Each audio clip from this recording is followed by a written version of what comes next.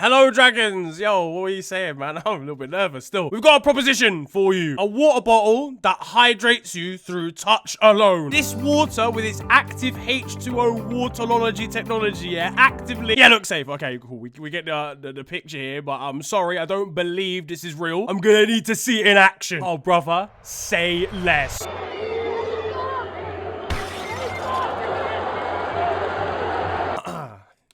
Yeah, I'm not gonna lie, we're out on this one. He's out, bro. Like, knocked out. We need some medical attention.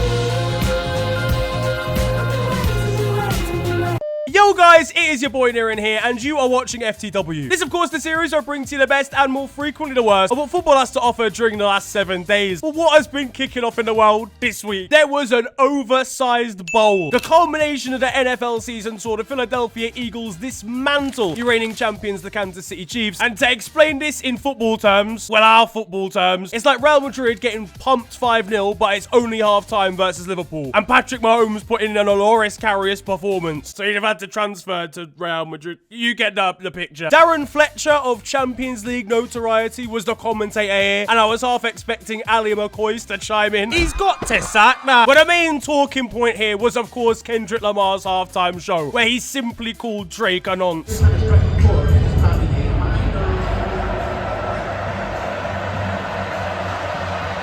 A lot of people were asking there should be like a FA Cup final halftime show in England, but I fear our performance wouldn't quite hit the same. I'm in the thick of it, everybody knows. If there was a Champions League halftime show, I think Pep Guardiola would use it to jump off an 11-story building. A similar reaction, to be fair, to seeing a KSI kick, in fairness. Ironically, things were actually going okay for Man City at halftime in their massive Champions League knockout clash versus Real Madrid. However, yet another late collapse saw Pep's side lose 3-2 at home. Now, there was a bit of spite going into this game. Vinny Jr., of course, missed out on the Ballon d'Or to a kneeless Rodri. Man City fans brought their own fake Ballon d'Or to the stadium for the Brazilian. Meanwhile, other Man City fans bought a banner saying stop crying to him. I'm sure that won't come back to haunt them at any point in today's video. There was the news beforehand as well that right back Lucas Vazquez will miss both his legs versus Man City. Lost both of them. Bruv, that is a tough injury to get. Honestly though, advantage Real Madrid. Guys are terrorists. It's time to go! He appears on Manchester City's injury list. That's the levels that we're talking about here. He was looking very different, leaving the Bernabeu after hearing the news. Meanwhile, I don't think you get this type of injury on career mode, I'm not gonna lie. Ooh, I tell you what, I read that bad. Now, Man City actually took the lead here through Erling Haaland after early Real pressure. There was a 4-minute VAR check for this one for an offside, whilst Florentino Perez attempted to monzo more money into UEFA's corruption fund. However, the wrong sort code was used by the geriatric owner and the payment was cancelled. Online banking. Florentino, you're 108. Ferland Mendy missed a glorious opportunity. I think I'd rather see Carlo Ancelotti up front at this point, but Kylian Mbappe was at least there to shin finish maybe the worst goal ever scored in recorded history. A world-class shinish, you could argue. Meanwhile, late into the second half, and Ederson brought out some incredible chest control to provide an assist. It's just a shame that that assist was for a former Manchester City player instead of a current one, as Brahim Diaz was there to equalise. Then Ederson was caught in no man's land. The ball looped over him by Vinny Jr. for Jude Bellingham to finish and Real to steal a 3-2 win. Honestly, the worst thing Kanye West could have done this week was to endorse Ederson as a man. That's how bad this performance was. Pep Guardiola, once again depressed down on the sidelines. He might commit it on live TV at this point. Meanwhile, before kickoff, and Sergio Aguero was quoted as saying that there was no way Real Madrid would beat Manchester City, and if they did, he would chop off his own testicles. Well, I hope he's had all the kids that he wants to, because I'm afraid to say, you have no balls, testicle fortitude. Pep Guardiola has already sold all of his cardigans on eBay as we speak. He must have lost love for the game. Rodri could be seen taking pictures from the crowd, of course still injured, but it's just Vinny Jr. creasing back at the other end of the phone. And the Brazilian winger got the last laugh over those Manchester City fans, pointing to the 15 times that they've won the Champions League on his arm. It's a shithousery award for the Brazilian. Now, back in domestic competitions, and I'm sure things were absolutely fine. Hold on, nah, wait. I've seen this build up before. This means things weren't well this week for Liverpool. Did Salah announce that he's leaving? Did Trent Alexander-Arnold uninstall Snapchat? Nah, he'd never do that. Think, Nirin, think!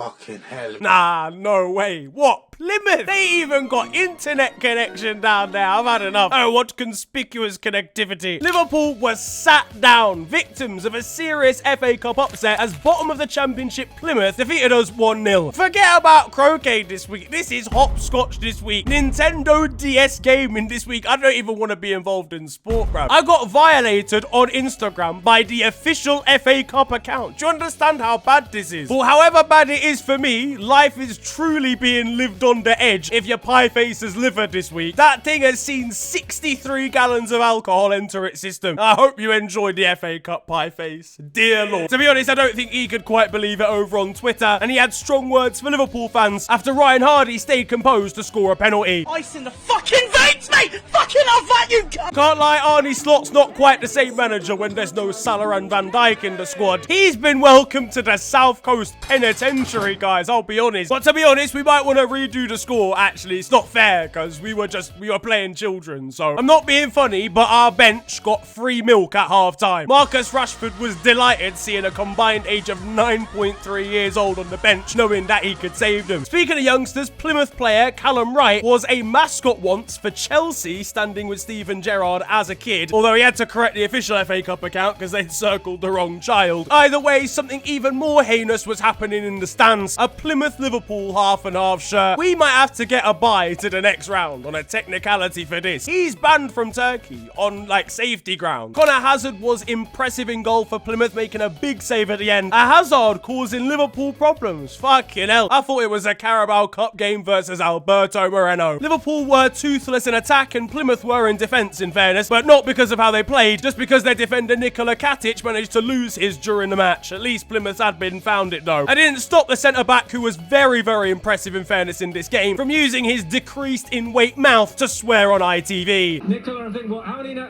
2-3 games as a Plymouth player, and you've just beaten Liverpool. I fucking love it. Plymouth have now beaten the same amount of Premier League clubs this season as Southampton, and this truly was a magic of the FA Cup moment. And how have they been rewarded? By getting drawn against Man City in the next round. Oh, let's go! That's class! To be fair, with how City have been playing recently, Plymouth are probably the favourite. Honestly, City getting easy draws. What? Yeah, we've been here before, haven't we? I wouldn't be surprised if they get a team from Bosnia and Herzegovina in the quarterfinals. But genuinely, look, listen, very disappointing, obviously, to go out against the side that are currently rock bottom of the championship. In fairness, it might prove to be a positive for us. We haven't got quite as many games now to play. Take nothing away from Plymouth, though. Defended absolutely heroically during this game. And at the end of the day, they were decent value for the win, so I wish them the best for the rest of the tournament. Either way, I need Pie to score the winner in the game against Man City. We made it through to the 5th round draw via a win against Leyton Orient. However, one of our goals of the week occurred in this one, as Jamie Donnelly, on loan from Tottenham, picked up the ball at the halfway line and launched it over Stefan Ortega to give Leyton Orient a shock lead here. Although in the end, the goal was given to Stefan Ortega as an OG, but the game is gone. I feel physically sick, to be honest, and I mean that. In my eyes, the goal has officially gone to Jamie based on the FNG fucking nice goal committee. As I said, Man City did, of course, come back from behind to win 2-1, which is a massive shame. That would have been an incredible upset. But either way, Leyton Orient can hold their heads up high for leading for so long in this game. Either way, Pep Guardiola not happy probably with the performance, and not happy maybe with his own words, admitting he wasn't thinking about Jack Grealish before this game. And to be fair, Jack Grealish isn't thinking about Jack Grealish either.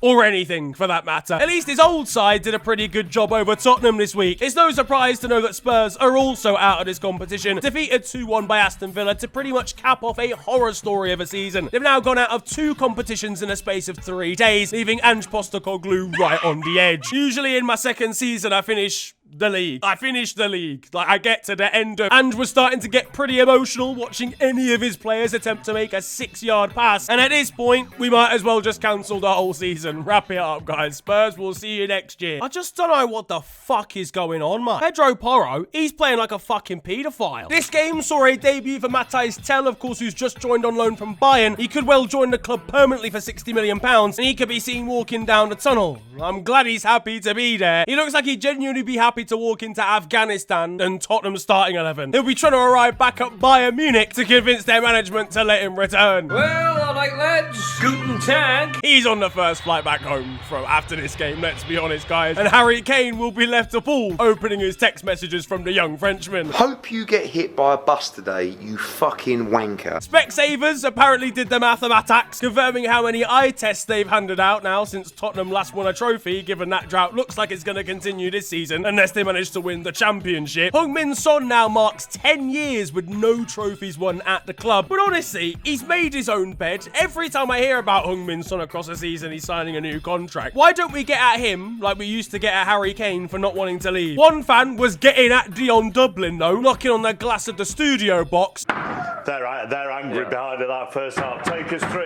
through, Dion, the goal.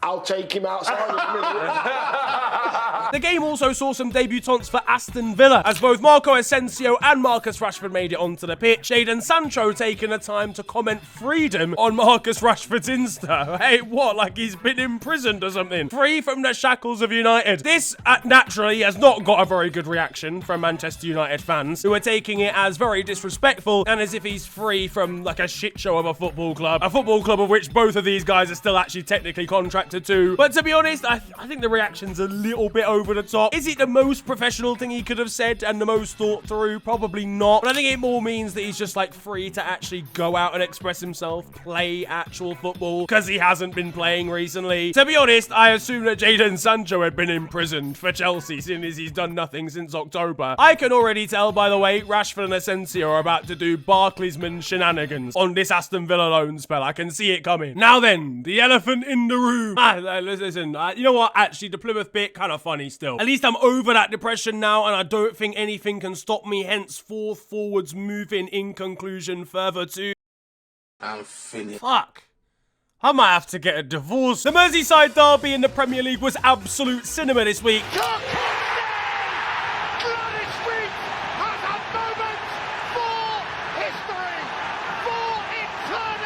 A chance for Liverpool to go 9 points clear with a game in hand, only for James Tarkowski to rattle in a 98th minute equaliser in Everton's final Merseyside derby at Goodison Park. The celebrations, limbs and flares were peak Barclays, but for me it was peak clinical depression. We need new sports, guys. I'm talking ultimate frisbee, bog snorkeling. None of them quite compare though, we're getting mythical. It's Quidditch time, ladies and gentlemen. Oh, how quantifiably catastrophic. Liverpool fans were mocking Everton for moving out of Goodison Park, saying at least empty trophy cabinets are easier to move, but Everton would have the first laugh at the very least, taking the lead through Beto. Going behind to a man who looks like he's a PT at a Virgin gym somewhere in East London was not ideal, but at the very least we came back from behind to take a 2-1 lead. Iliman Ndiaye's injury for Everton was probably a big factor, and he was made to walk off. Give the guy a stretcher for fuck's sake. This is what the physios are expecting him to do when he's dislocated his MCL. But with the game going into its dying moments, the ball fell to James Tarkowski, who lashed in a ridiculous finish to make sure that Everton shared the points. Arne Slot's head loss, or should I say bald loss, was something to behold. This goal coming seconds after Liverpool fans had been chanting about winning the league at Goodison Park. But after full time is when things got juicy. Abdoulaye Doucouré running to celebrate in front of Liverpool fans. The look he was giving them firmly outlandish, something that Curtis Jones didn't enjoy as he ran over to him and got himself arrested for assault. His post-match interview continuing the rivalry. And he's just literally told me to fuck off. I want this man to be no more. It led to a scrap, Rio Ferdinand saying this was something that nobody wanted to see, except as far as I'm concerned, this is something that everybody wants to see in a derby. It led to a second yellow for Doucouré for inciting the fans, a straight red for Curtis Jones, and then when Arne Slot went to shake Michael Oliver's hand, he got a red too. I'm gonna shake your hand! Michael really dishing them out at full time, wanting to be the main character, getting a red card as a manager for sarcastically shaking a referee's hand. The game is well and truly gone, but then again, this is what Michael Oliver does every single week, no matter who's playing. If he was in problems, I would help problems. Overall, the decision to send off Slot was definitely just I can't take the fact that I've been wrong in this situation, or I can't take the fact that I've made wrong decisions during the game, because there were plenty of them for both sides. Idrissa Gueye should have been given a second yellow, as should Connor Bradley. This off the back of a horrific season for Michael Oliver so far, and I want it known that I was calling him a terrorist after the Arsenal stuff as well. It's just now continued over to the other side of the title race too. Back in the cup competitions, Manchester United beat Leicester 2-1 to make it into the 5th round of the FA Cup too. Harry Maguire using his slab head to score late on in this one. What a man. I've actually had a change of heart. To be honest, I never disliked Harry Maguire. I just thought a lot of the things that he did were funny. He's a perfect centre-back, bruv,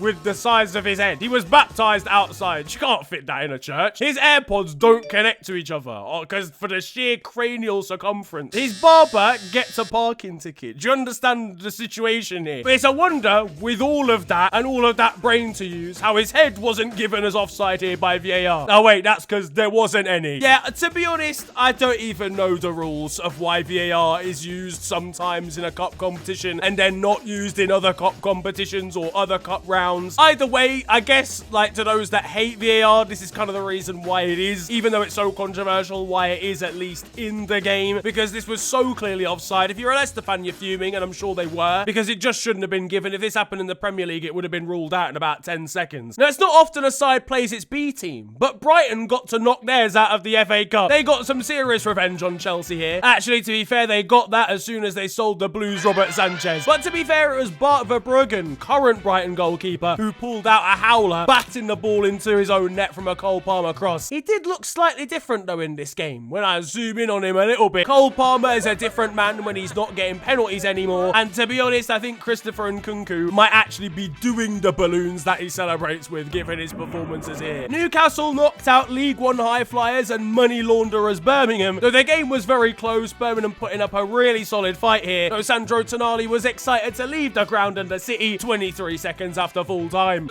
Nice! Knew I could do it. Get me out of this shit up. Birmingham put Newcastle under pressure here, I'm not gonna lie. Also scoring an absolute screamer through another goal of the week this time around, coming from Tomoki Iwata. The ball bobbles out to the edge of the area and is absolutely slammed into the top corner. This is an old school Barclays goal, actually. There was a more controversial goal that went in favour of Newcastle, though, as Joe Willock scored for the Magpies, but with no goal line technology. There was a bit of guesswork as to whether the ball was fully over the line. To me, I don't think it was in, and the liner will be getting chased out of the arena. Callum Wilson made his FA Cup debut in this game for Newcastle. Take that in. He's in like season 6 of being at this football club. Meanwhile, Dan Burn was involved in an interesting aerial battle with a Birmingham defender. The foolishness continues over at Bournemouth's clash versus Everton, as Antoine Semenyo brought out a unique run-up for a penalty here, walking away, then immediately turning around to try and catch the goalkeeper off guard. It worked because he converted the pen. Meanwhile, former Everton man Wayne Rooney seems like he's moving away from the managerial world. He's announced that he will be a pundit over on Amazon Prime. Watch out, mate, honestly, he'll get him relegated to eBay. It's for the best, honestly. Don't let this guy manage anything anymore. I don't think he can manage a booking, genuinely, so it's probably really... All I know is he's going to be fuming when he sees Rio's a pundit on the same game as him, and he doesn't want picking up in the morning. Over in Spain, the Madrid derby between Real and Atletico ended in a 1-1 draw. A great result for absolutely nobody, except Barcelona. This also was a game where Marcelo was able to say his goodbye to the beautiful game, having retired recently. Honestly, he could probably still do a good job at left back for them, not gonna lie. Full-on Mendy will have been sweating, seeing he's gonna get replaced by a man with a bunion removal subscription. Though Atletico Madrid did not want to be involved in any of those romantics. They didn't get involved in the Guard of Honor for the Brazilian, which I can't tell if it's like completely classless or just excellent shithousery, so I'll let you guys be the judge of that one. But all I will say is Diego Simeone really is the last of his kind. Julian Alvarez's Panenka penalty then added more salt to the wound as far as Real fans were concerned. Emi Martinez commenting on his Insta saying if he does that in the Champions League, he'll chase after him. Thibaut Courtois, meanwhile, will have been plotting to sleep with his missus. This is the first penalty given against Real Madrid all season in the league. That's 10-1 in favour of the penalties they've been given. And they're complaining about the referees. To be fair, Jude Bellingham was doing more than complaining about the referees with this rant at the linesman. Percentages against other clubs, but I think that is... Barcelona closed in on both Madrid sides with a 4-1 victory over Valencia, including a 39th goal contribution of the season for Rafinha, who's just going mental for no reason, and an insane small cameo for Fermin Lopez, who just got ADHD and got everything done in 15 minutes. He got substituted on at half-time, then scored, then got 2 yellows in the space of about 5 minutes and got sent off. At Real Real Betis, Anthony got man of the match again and scored his first goal for the club. His stats are going up, guys. I can't even lie to you right now. He's got more goals in February than Vinny Jr. and Lamine Yamal. I'm noticing something here. If he's good in Spain, we might have to COVID-19 La Liga for a bit just to see what's going on over there. One man that did manage to rekindle his career in Spain after a poor time at United as well was Bebe, who's now signed for Ibiza. Sir Alex Ferguson thought this guy was going to be the future. Now he's doing ketamine with Wayne Lineker at O Beach. Now, if you've been on Twitter at all this week, you'll know about a certain Spanish reality TV show that has been taken over. It's basically where couples go on, they have to go through certain challenges to stop themselves being tempted, but then they all end up clarting. That's pretty much the long and short of it. And he ended up with this one guy called Montoya running down a beach because his missus had been nabbed. And it turns out, after extensive research from the Spanish community, that this guy's actually a footballer. He's a defender, apparently. He couldn't defend his woman, though. So, to be fair, he was sprinting down that beach like a Gegenpressing winger, so I actually understand. On the team of a lack of faithfulness now, and apparently Balde Diao Keita, formerly of Lazio, has had to apologise to his wife after admitting an affair with Wanda Nara, Mauro Icardi's missus. To be fair, Mauro, similar reaction. Can't lie to you when he figures out this information. I don't want to hear any of these names again. I swear that I warned them last time. I've had enough of Wanda Nara and Mauro Icardi and their exploits and shenanigans. She can make a whole starting 11 at this point of footballers, genuinely. And Icardi's no better. Elsewhere in Serie A and Atalanta have a strong message. It's just a shame it's the wrong one. Italian football's done it again. Shout out to 2 Udinese fans who made the 16-hour round trip to go and support their side against Napoli. They were rewarded by their side actually grabbing a point against the current league leaders. Bernabe, the disgraced Eagle man from Lazio.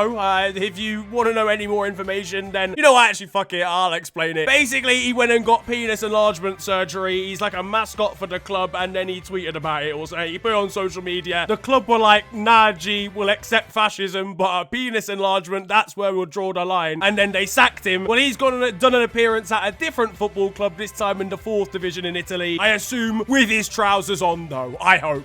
Just for everybody else's sake. At Monza, and they've taken the unusual decision of rehiring a manager they sacked less than 2 months ago. Alessandro Nesta was in charge of the Serie A club, but was sacked 7 weeks ago, only for the club to now bring him back and now expect something different to happen. And there was an unusual sacking going on elsewhere in Italy, this time down in the 3rd division at Ternana, who sacked their coach Ignazio Abate, or the president did, because he wouldn't play the president's son. Unsurprisingly, the rest of the team weren't too happy about this situation, announced that they were going to revolt against the president, and so the president has now brought the boss back. That must have been a pretty awkward meeting, really, to get him back through the door, I'm not gonna lie. In France now, and before Brest's match against PSG in the Champions League, the quality and maintenance of the pitch was not looking too great. In fairness to Brest, they're not actually playing at their home stadium because it doesn't actually meet the requirements of the Champions League, so instead they're playing at EA Guingamp, who play in the 2nd division of French football. Either way, are Brest in bad shape? Don't tell Micah Richards about that.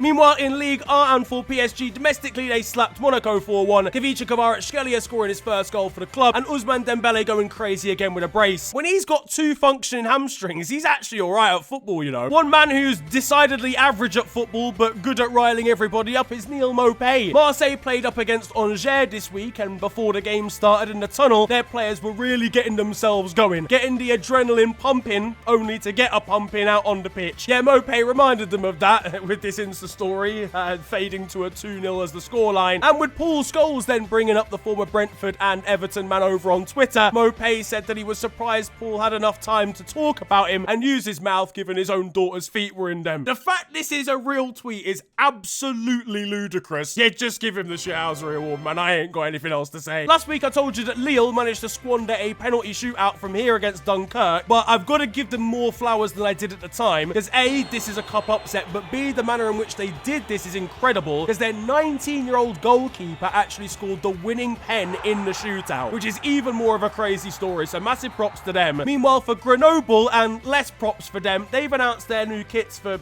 like, next season. They're both blue and white. They're just different designs. I don't know, someone needs to tell the kit man yet. We've already seen 2 goals of the week. How about another 3? First of all, starting over in Turkey and at Kasimpasa, Kevin Rodriguez sees the ball come out to him and volleys it straight back in. Return to sender with interest. We've got another outrageous volley strike coming from Brazil, though, now, as a ball is launched forward, and not optimistic and ambitious effort is launched towards goal, looping over the keeper and ending up in the back of the net. And finally, we head down to the lower leagues of England, where Hamzat Kargbo scored for Chippenham Town, and you guessed it, it's yet another volley. This one starting all the way from a long ball over the top from the goalkeeper. The finish for such a tall and gangly striker. The technique is absolutely outrageous. Hello all, and welcome to The Beautiful Game, the segment where we take a look at the poetic and brilliant side of the game that we love. We are back by popular demand for yet more glorious beauty. Aquí canchereando Chaverra.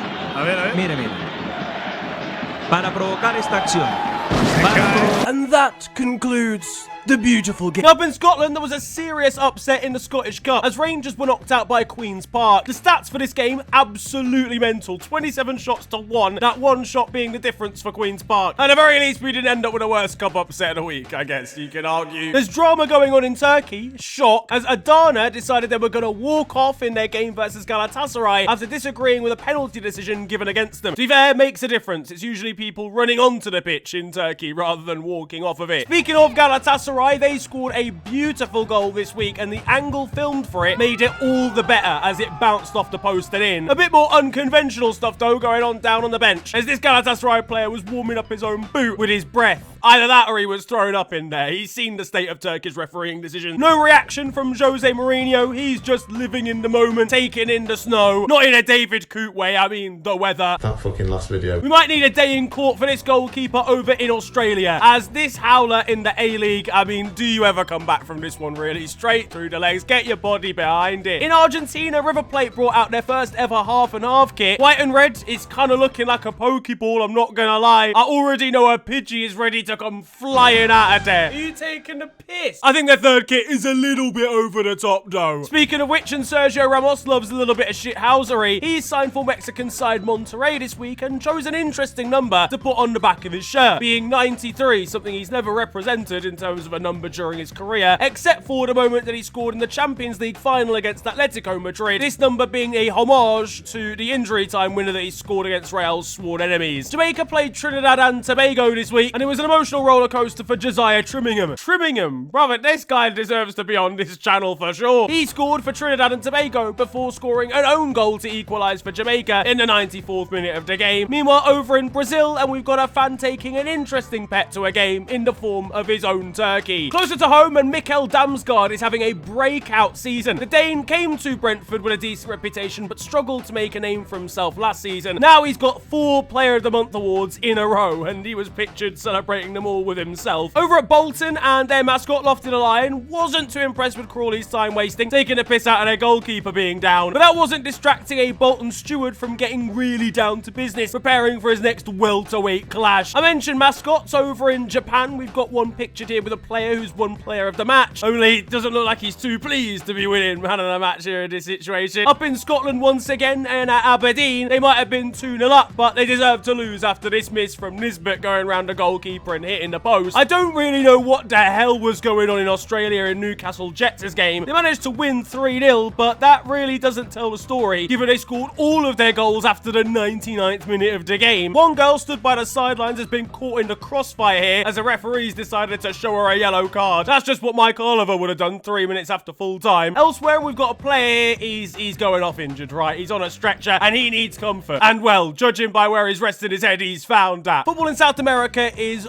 usually pretty chaotic, with lots of drama and sometimes, unfortunately, a little bit of violence. So we need a calming and peaceful presence over there to try and balance out the book. Step forward, Mahatma Gandhi. And shout out a side called Cavalry over in Canada, becoming the first team from the nation to ever be a team from Mexico in the form of Pumas, a 2-1 victory there. That's a pretty decent moment for Canadian football.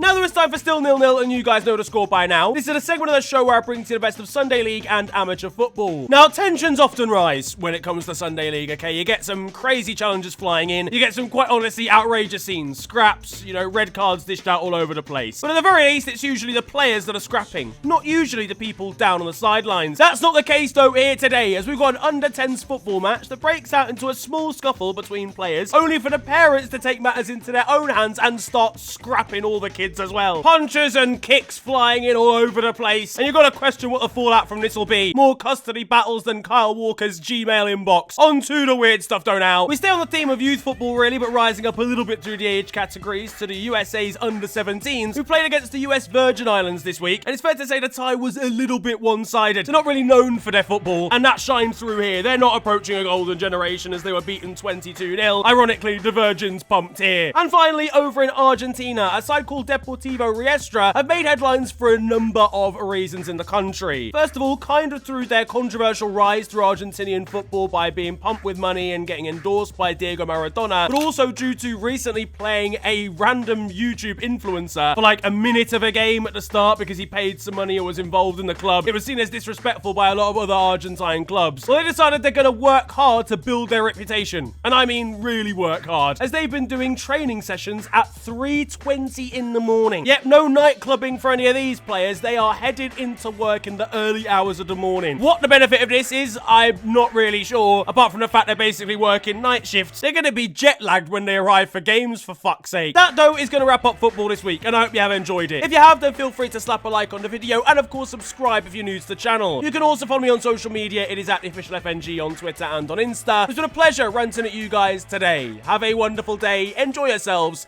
and goodbye.